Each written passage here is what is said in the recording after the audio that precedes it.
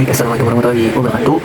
Nama saya Muhammad Rizky Fongsi, NIM 22851300000 jurusan IAT semester 4. Dan ini akan membahas tentang materi yang ke-6 di buku rekonstruksi sejarah Al-Quran dan juga di buku The History of Quran, yang mana di buku dari rekonstruksi sejarah Al-Quran akan membahas bagian lampiran pertama dan lampiran kedua yang setelah papan itu.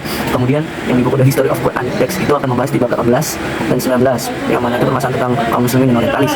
Mungkin langsung saja untuk buku yang pertama itu tentang rekonstruksi sejarah Al-Quran, lampiran 1 yaitu tentang kaum muslimin dan Al-Quran. Setelah penyebaran salinan-salinan kodifikasi resmi Al-Quran ke berbagai wilayah utama Islam, transmisi Al-Quran secara lisan dalam bentuk hafalan dari generasi ke generasi tetap dipertahankan dan merupakan suatu tradisi oral independen yang terpisah dari teks tertulis. Bentuk dari scriptio defectiva atau rasum Utsmani yang digunakan ketika itu untuk menyalin Al-Quran memang menyulitkan orang untuk berpijak semata-mata pada teks dalam pembacaan Al-Quran. Antara kelemahan dari scriptio defectiva, sebagian ulama mengungkapkan laporan lainnya bahwa ketika Utsman mendistribusikan salinan-salinan mushaf resmi ke berbagai wilayah utama Imperium Islam, dia juga mengirim sejumlah pura atau bahasanya itu pori atau orang yang memiliki sanad bacaan kepada Nabi gitu kan, dengan menyertai salinan-salinan tersebut untuk mengajarkan ke masyarakat di wilayah tersebut bagaimana membaca teks resmi Al-Quran secara tepat yang sudah dibukukan tersebut. Sejalan dengan institusional pengajaran Al-Quran dan terutama sekali setelah proses unifikasi bacaan Al-Quran, berkembang ilmu spesifik untuk membaca Al-Quran yang dikenal dengan tajwid, dari kata jawada.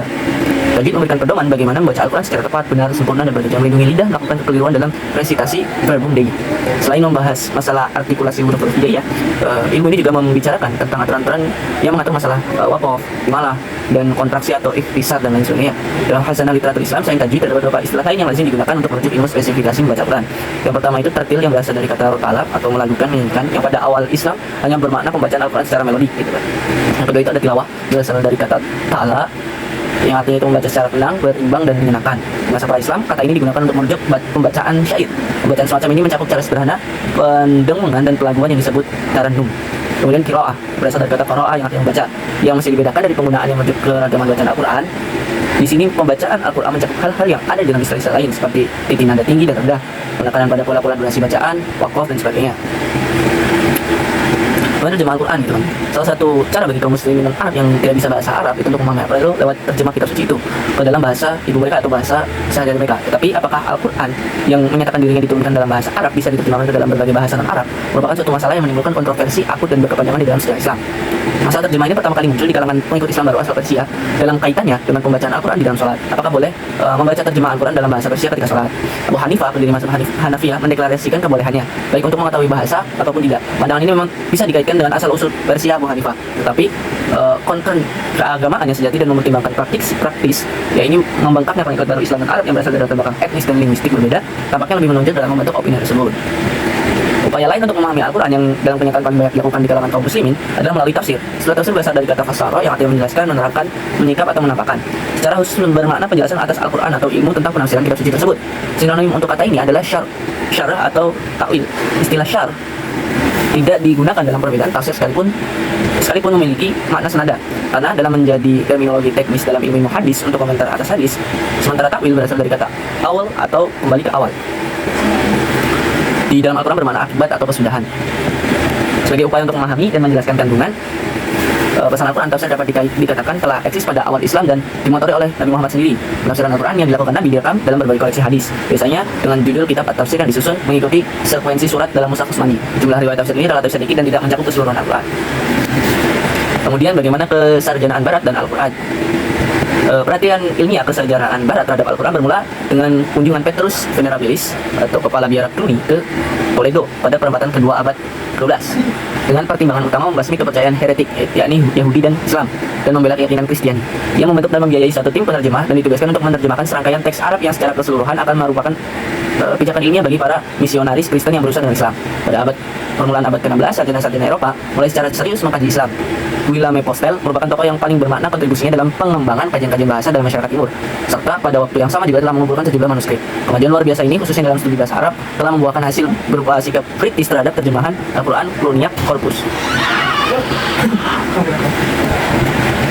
Kajian-kajian Al-Quran paling awal di Barat yang bermula pada abad pertengahan dan serangkaian penerjemahan yang terdapat dalam Cluniac Corpus pada faktanya lebih menunjukkan karakter apologetik ketimbang karakter ilmiah. Suasana peperangan salib di mana umat Kristiani Barat berhadapan dengan umat Islam sebagai musuh bebuyutan yang berlangsung selama beberapa abad tampak yang paling bertanggung jawab terhadap perkembangan semacam itu.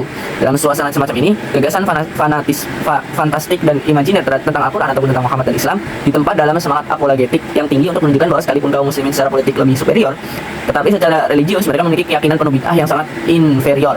Pada penghujung abad pertengahan setelah Konstantinopel jatuh ke tangan Turki, perhatian Barat terhadap Islam semakin bertambah. Nicholas of Posa yang menyepakati gagasan Juan of Segovia tentang perlunya dialog dengan para ulama Islam mengupayakan terrealisasi gagasan tersebut dengan menggarap suatu kajian Al-Quran.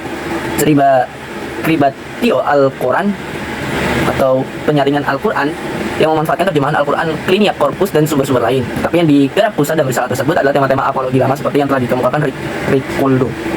Dan ia hanya mengungkapkan kembali serta memperbarui argumen lama yang diwariskan dari sarjana-sarjana Kristen sebelumnya. Selanjutnya itu ada dari buku The History of Quranic Texts bab 18 tentang orientalis dan Al-Quran gitu kan. Perlu pembuktian penyimpangan dalam Al-Quran gitu. Dengan maksud hendak membuktikan moralitas dan superioritas teologi Barat, Bergrat, Tracer, Jeffer, Mingana, Prezel, Tisdal dan masih banyak lagi telah mencurahkan seluruh kehidupannya guna menyingkap perubahan teks Al-Quran yang katanya tidak mereka dapatkan dalam kajian kitab Injil gitu. Seperti tampak dalam bab sebelumnya, banyak sekali perbedaan yang memenuhi halaman-halaman dalam kitab Injil. Jika lihat secara keseluruhan, tampak melemahkan isu-isu penting dalam teologi dan menimbulkan keprihatinan mengenai adanya cerita-cerita palsu yang disisipkan ke dalam teks melalui pengaruh masyarakat umum. Sementara desakan untuk membuktikan keadaan yang sama terhadap Al-Quran mulai menggejala semenjak beberapa tahun lalu disebabkan oleh perubahan peta politik Timur Tengah. Namun upaya dalam bidang ini kebanyakan telah dimulai lebih awal dari perhatian mereka. Tampaknya terdapat beberapa pintu gerbang yang digunakan sebagai alat penyerang terhadap teks Al-Quran. Salah satunya adalah menghujat tentang penulisan serta kompilasinya. Dengan semangat ini, pihak orientalis mempertanyakan mengapa jika Al-Quran sudah ditulis sejak zaman Nabi, Umar merasa khawatir akan kematian para hufaz pada peperangan Yamamah. Memberitahu Abu Bakar akan kemungkinan lenyapnya kitab suci ini lantaran kematian mereka. Dengan jumlah yang ribuan, para hufaz memperoleh ilmu pengetahuan Al-Quran melalui satu-satunya otoritas yang saling beruntun di muka bumi, yang akhirnya sampai pada Nabi Muhammad setelah beliau wafat. Mereka, para sahabat, menjadi sumber otoritas yang juga saling beruntun. Kematian mereka hampir-hampir telah mengancam terputusnya kesaksian yang berakhir pada Nabi Muhammad, yang mengakibatkan untuk mendapatkan ilmu yang diberi otoritas kurang memungkinkan. Demikian juga apabila mereka mencatat ayat-ayat menggunakan tulisan tangan, akan kehilangan nilai sama sekali karena pemiliknya sudah masuk liang lahat dan tidak dapat memberikan pengesahan tentang kebenarannya. Pintu gerbang kedua masuk serangan terhadap Al-Quran adalah melalui perubahan besar-besaran studi keislaman menggunakan peristilahan orang Barat. Dalam karyanya Introduction of Islamic Law, Schatz membagi fikih Islam kepada judul-judul berikut, yaitu person, kemudian harta atau property, kewajiban umum atau obligation in general, kewajiban dan kontrak khusus, obligation and contract in particular, dan lain-lain. Wansbrough melakukan hal yang sama terhadap Al-Quran dengan membagi Quranic Studies menurut ketentuan berikut. Prinsip-prinsip penafsiran atau Principles of Exegesis. Yang pertama itu ada tafsir Masoretic Exegesis, penafsiran Haggadah atau Haggadic Exegesis, Deutung Bedrooks V8. Kemudian ada penafsiran Halaki atau Halakhic Exegesis dan retorika dan simbol perumpamaan, Rhetoric and Allegory. Hal lain yang menggiring memasuki pintu gerbang ketiga dalam menyerang terhadap Al-Quran, yaitu perulangan tuduhan yang ditujukan kepada Islam hanya merupakan pemalsuan terhadap agama Yahudi dan Kristen, atau bagian dari sikap curang dalam memanfaatkan literatur kitab suci untuk kepentingan sendiri. Tuduhan yang pertama itu ada tuduhan dan penyesuaian kata yang rusak. Dalam satu artikel Ensiklopedia Britannia, Noldek, tokoh orientalis menyebutkan bahwa banyak kekeliruan di dalam Al-Quran karena katanya kejahilan Muhammad tentang sejarah awal agama Yahudi, tentang kecerobohan nama-nama dan perincian yang lainnya yang ia curi dari sumber-sumber Yahudi, ini merupakan satu upaya yang menyedihkan, hendaknya mengubah wajah Islam menggunakan istilah lain. Dalam kebohongannya, Noldek tidak malu menunjukkan bahwa Al-Quran menyebut Maryam sebagai saudara perempuan Harun, bukan Musa, sebuah Injil palsu. Ini satu tuduhan lagi yang dialamatkan terhadap Al-Quran oleh Hirschfeld. Jika kata Injil ditunjukkan pada perjanjian baru, mari kita ingat kembali dua doktrin utama dalam agama Kristen, dosa warisan dan penebusannya. Yang pertama adalah warisan otomatis yang ada pada setiap insan karena mereka keturunan Adam, sedangkan yang kedua terbentuk kepercayaan bahwa Tuhan telah mengorbankan satu-satunya anak yang lahir ke dunia sebagai penghapus dosa. Kemudian bab 19, beberapa motivasi orientalis kajian subjektivitas itu menggunakan analogi Yahudi kan. Frederick Delix, seorang ilmuwan Kristen dan salah seorang pendiri Assyriologi, berasal dari kalangan tradisi keilmuan perjanjian lama yang hebat, di mana ia sendiri sedikit berbau darah Yahudi. Namun demikian, pandangannya terhadap perjanjian lama betul-betul sinis. Dia menunjukkan sikap memusuhi secara terang-terangan terhadap perjanjian lama dan hasrat yang kuat ingin memutus hubungan dengan agama Kristen. Delis telah menulis dengan nada sinis yang merendahkan. Buku dan popularitas namanya semakin dipertanyakan karena sikap antipati terhadap Semitisme. kemudian tindakan balasan kaum muslimin gitu kan. Kate Whittelam, guru besar studi agama dari Universitas Stirling, Skotlandia, pengarang sebuah makalah yang memicu kontroversi besar di kalangan ilmuwan kitab Injil, menyatakan perlakuan konspirasi yang dilakukan oleh para ilmuwan Injil dan arkeologis, khususnya orang-orang Zionis, dalam satu bentuk bahwa penolakan terhadap sejarah orang-orang yang telah menetap lama sebelum orang-orang Israel di bumi Palestina zaman purbakala. Sejak tahun 1948, sikap keilmuan orang-orang Israel ia nyatakan merupakan satu sejarah masa lampau di mana yang mengagungkan upaya orang Israel kuno dalam mendapatkan tanah Palestina sambil meremehkan dan menghapus sejarah dan budaya orang pribumi. Sambil menolak pendapatnya, Herschel Schein mengurangi panjang lebar beberapa budaya bukan Israel di wilayah itu baru ini yang dianggap sebagai kebangkitan akademis. Whitlam melihat orang-orang Palestina saat ini tidak diberi hak kekuasaan dan tanah air mereka, kebudayaan yang mana, Kanaan atau Muslim, yang dapat mendefinisikan secara tepat tentang identitas din orang-orang Palestina, dan mengapa hal ini seluruhnya diantisipasi dengan cara yang tidak bersahabat. Ini seakan-akan dalam mempersempit pandangan mereka secara khusus tentang kajian kuno para ilmuwan Israel dan Barat memandang 14 abad kebudayaan Islam di Palestina sebagai sesuatu yang menjijikan, yang masih dikikis sebelum menemukan bahan-bahan yang lebih baik. Mungkin cukup sekian dari saya, kurang lebihnya mohon maaf. Wassalamualaikum warahmatullahi wabarakatuh.